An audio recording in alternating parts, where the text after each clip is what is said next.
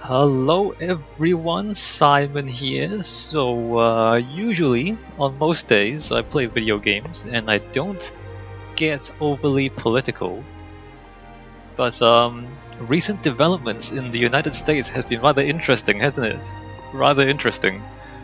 Anyway, here's a video game about politics. So, let's play Democracy 3. Democracy 3 and I might get political during this playthrough. We'll see how far this game allows me to go political. But alright, this is a blind playthrough. I don't know anything about Democracy 3. So we'll play the tutorial and we'll find out.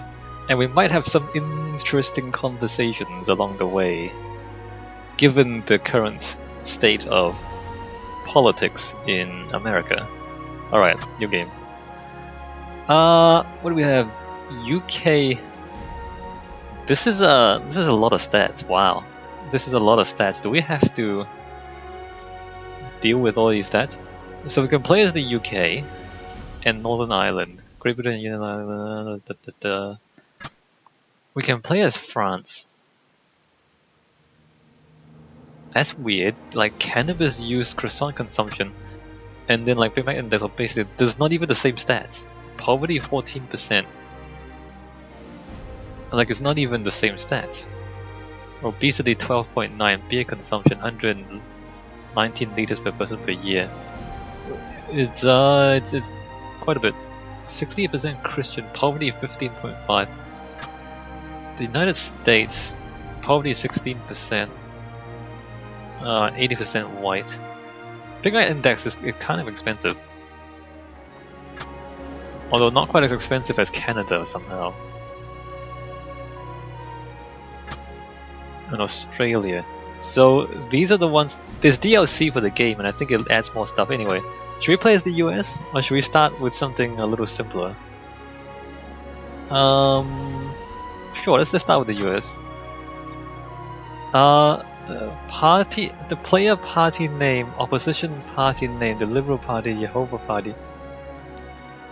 We can choose a name. Liberal Democrats, Social Democrats, Jehovah Party, Democratic Conservatives. Well, I don't really know what we're going to do.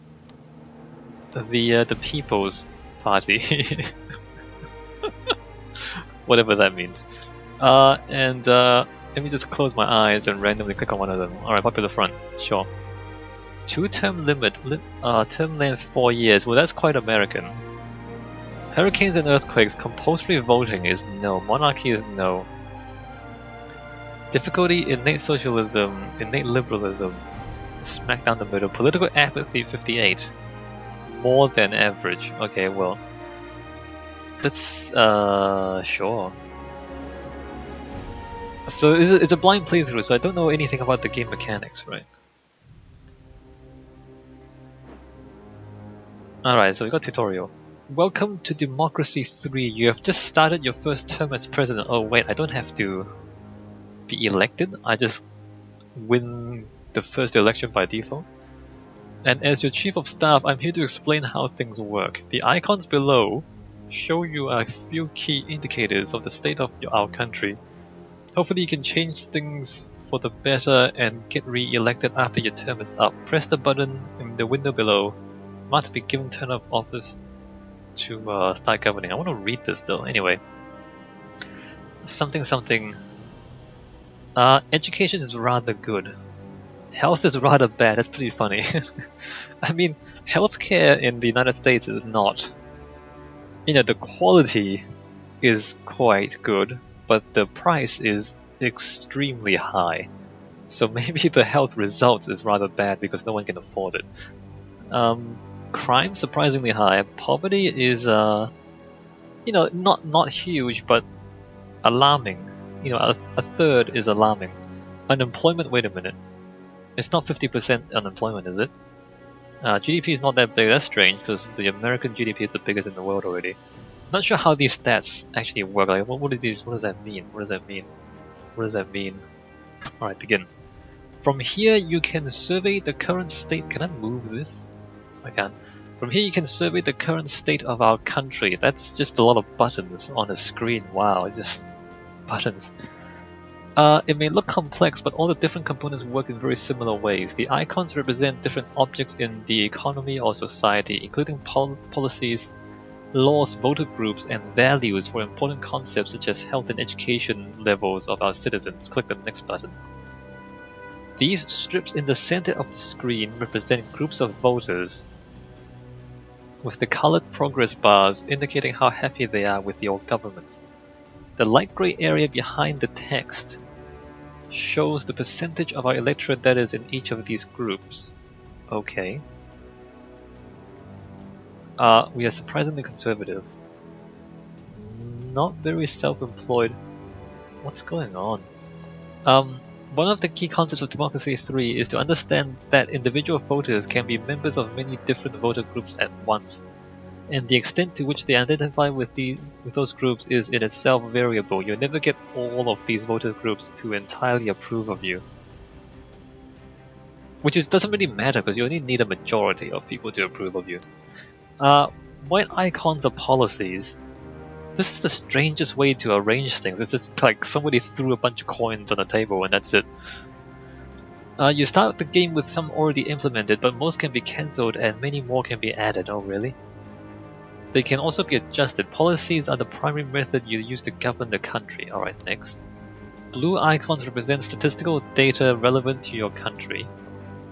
They concern abstract concepts such as GDP, crime, or the education levels of your citizens. You can affect statistical data only indirectly, through policy decisions. Like the other icons, you'll find them in different zones of the screen depending on which part of the economy society they represent. Okay. Red icons with a red or green background are situations. These are ongoing events taking place in your country which may be going well, green, or badly, red. Okay. Well, it's a lot of red, isn't there? You can encourage good situations and prevent or fix bad ones by your policy choices, alright? Oh man, holy crap, this is... wow. It's just a giant spreadsheet. Policies, data, and situations are interconnected through effects. Hovering your mouse over any one of the icons will show you how influence flows between them, with green being positive effect and red being negative. The speed of flow also shows the strength of the effect. Experiment with this, then hit next. Okay. So, for example, state health service negatively impacts private healthcare, which negatively impacts drug addiction, but positively influences health. It is positive for the retired, and a higher GDP also makes private healthcare better, but it's worse for poor earnings, unemployment, middle earnings, and equality. Sure, I mean that makes sense. What's this? Food Standards Agency has a negative effect on farmers, positive effect on health, and positive effect on liberals, but liberals seem to hate me for some reason. Why do liberals hate me? Homelessness? Alright. Military spending. Okay. Prisoner tagging. Private prisons, armed police, creationism versus evolution, narcotics, handgun laws, gated communities, wow. Hey, that's pretty serious. Environmentalists, CO2 emissions, pollution, environment. Okay, well, I kinda get it. So it's like someone just made a giant brainstorm of everything that seems to be relevant and then shoved them all onto a piece of paper and then drew a lot of arrows joining them together. Wait, tobacco tax, crime, internet crime, and violent crime all affect everybody. Interesting. Small business grants. Oh, this is just positive. This is literally just positive. What? There's no negative. Space program negatively affects unemployment. Wait a minute. Is that good or bad? Doesn't that reduce unemployment? Wow. Wow. Look at all those arrows. Unemployment is contributing significantly to homelessness and also drug addiction, antisocial behavior, and alcohol abuse. Okay, well, we're just playing spreadsheets, aren't we? Immigration, skill shortage, GDP, technology, education. Our education is kind of bad. Okay, let me just continue reading the voters. Let's take a look at a specific group of voters to find out more about them. Click on the voters strip for middle income voters. A white woman. Sure. I guess this is the United States. This window shows detailed information on, say, a specific group of voters. Each group of voters have their own opinions and priorities, and every event or policy will affect each group in different ways. The chart shows the opinions of these voters over time, as well as how they feel about specific policies and events. Sad about the income tax. Don't really care about inheritance or property tax. A little bit sad about homelessness. They're cynical and highly trusting. How does that work? Current opinion of government unhappy. They are cynical and highly trusting? What are they, like hipsters? How can they be cynical and highly trusting? Happiness, membership, okay, next. This area shows a list of different inputs into this voter group and how they make the group feel. Green effects are good and positive, red effects are bad and negative. Those effects may change over time as policies, situations, or values change. The sum of all these effects go towards determining how the group feels. Sure. You can click on an individual effect as a shortcut to seeing more information about them. For example, click on the effect showing the influence of income tax on our middle class voters. And here we are at the detail screen for income tax. You can do this for almost any effect between two items. Income tax is a policy, white icons, and this screen shows you the effect the policy is having.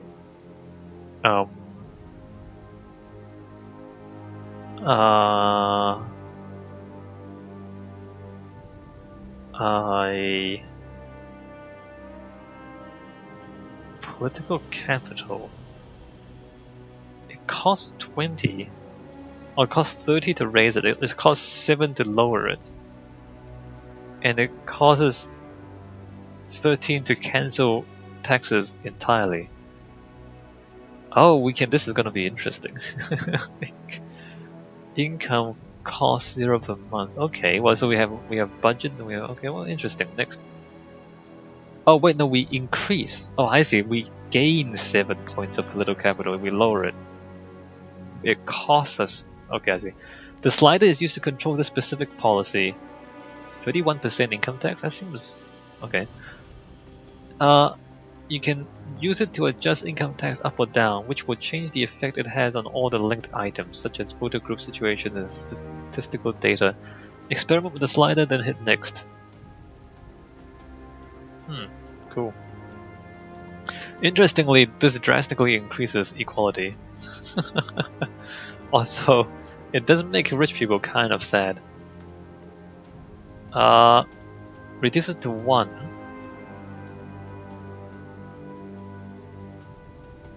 I'm not sure about this. Taxes doesn't have very much effect on equality somehow.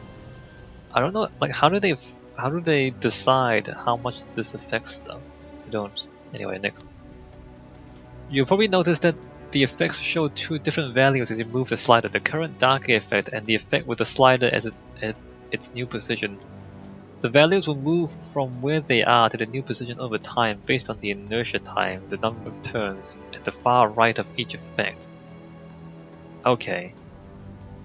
If the effect is 0, the effect will be at the new level by the start of the next turn. People's opinions change immediately, but equality takes time. Let's leave things as they are for now. Hit the revert changes button. I didn't read the whole thing. Right, that's enough looking at income tax. Hit the close button, return to the main screen.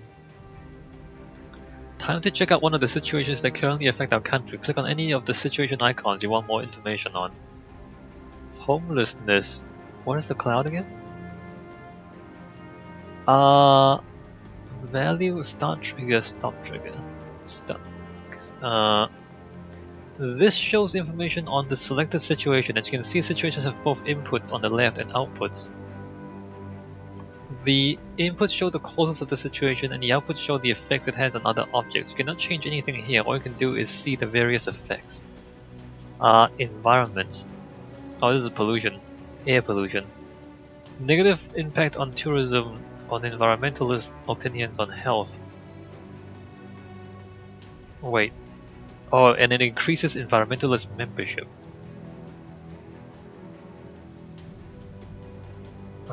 Curious. Alright, next. The chart at the top of the screen shows information on the actual strength of the situation over time and two triggers. The higher trigger is the value that actually triggers the situation to take effect. The lower trigger deactivates the situation. As a result, it's easier to trigger a situation than to end it. Alright, so if we reduce it below the green line, it just stops. Whereas above the red line, it just... Okay, I see. Next. Let's quit the situation and go look at some other data now. Hit the close button, okay. Let's take a look at the last type of icon, the statistical data. Click on any of the blue icons. What is this? Acid rain? What is this? That's tourism probably. Narcolepsy? These icons are kind of obscure. This screen shows information on a national statistic. Like a situation, it has causes and effects. Be aware that some statistical values are good things that we want high, like health. Others are bad things that we want low, such as crime. Couldn't you, like, make sure all the indicators are in the same direction, like good, bad? Because, like, you know, like high health is good, but high crime is bad. Anyway. Causes: military spending, police force, prison. This is crime. Space program. I can't click on anything here. There's nothing we can change here, so let's hit the close button back to the main screen. Political capital of 25. Pay attention to this value up here. This is political capital, which represents the amount of support your government has to get things done. You have a limited amount of political capital per turn. Each turn is a quarter of a year. When you run out, you need to end the turn to get more. Some political capital can be carried over to the next turn, but not all, okay? So you might as well just spend all of it, right? Political capital is used when you adjust policies, cancel them, or introduce new ones. Different policies require different amounts depending on how controversial they are. Okay, it's time to see how to create a new policy. Click on new policy. You can create entirely new policies. Policy ideas, new policies. These are new policies put forward by your ministers. The policies are divided into categories seen as tabs at the top. Details of a selected policy are on the right. Those in red cannot currently be implemented due to a lack of political capital. Conscription, amazing. Select a policy and then hit the implement button. Compulsory military service for some citizens, where they are taught the basics of how to defend the country and how to kill people. Popularity with vote is 62%. Why would that be the case? That's the strangest thing. Import tariffs. Cheap imports can be damaging to the economy because local companies cannot match the lower salaries paid by foreign competitors. Well, they should just switch to a different industry then. Free trade, am I right? Import tariffs help to protect local manufacturers from unfair competition. This does go against real free market economics though, and can be seen as being unfair to foreign countries, possibly sparking retaliation. Alright. But it also raised local prices. Alright, let's just do this. This is the new policy you chose to implement. You can adjust the slider on new policies for free without using political capital. Be aware that some policies take time to implement, which means it will be a while before they are fully operational. But now let's go back to the main screen, hit the close button on the top right. So it's bad for foreign relations, bad for the unemployment. Oh, it reduces unemployment. So that's a good thing. This is so confusing. It helps our capitalists, and it helps our patriots. But wouldn't the capitalists be like multinational corporations? Why would they want that? Alright, let's close that. There's much more to see, but we shall come to that later. Once you have finished what you can do or want to do in a quarter, it's time to end the turn. Hit the end turn button top right, mark next. Alright, we didn't do anything, we're going to end the turn. Click to return to government. Report. This is the quarterly report. It will highlight some key indicators which impact upon the current state of the country. Plus, there may be other information you need to be aware of. Urgent dilemmas may appear that need your attention this quarter. Anyway, I can see you have a lot to attend to, so I'll let you get to work. I'm sure the government is in safe hands now. I know something about aircraft carriers for real, John Gary. I'm sure you do, John Gary. Debt protection law requires your immediate attention. Can I just... Oh, do I have to do this? Debt collection agencies have been in the news because of the aggressive methods they are using to extract payment from people who owe large sums of money. These debt collection agencies provide credit to people whom larger, more respectable companies will not lend money. A law is proposed to limit the ways in which such agencies can operate. Limit agency activity. These agencies are preying on the weakest and poorest in our society, often tricking them into borrowing money at exorbitant rates that can never be repaid. This is little more than extortion, and the government should act at once to limit severely the activities of such unscrupulous companies. That would be the correct thing to do. Allow agencies to operate. Nobody forces people to borrow money they can't repay, and to restrict the rights of debt agencies to recover legitimate debts would be counterproductive. People need to learn to live within the means and not expect the state to bail them out of trouble if they cannot learn to do so. That would be the libertarian thing to do. The problem is that, like it seems to make sense when you say it. It's like, well, if they can't pay it back, they shouldn't borrow. But the thing is, there's information asymmetry, and there's like an asymmetry in power, in knowledge and in power, right? So like, the common person is not a legal expert, and so you can't expect every single person to know exactly what legal remedies are available to them if like a contract is breached. Like, this sort of thing is pretty arcane.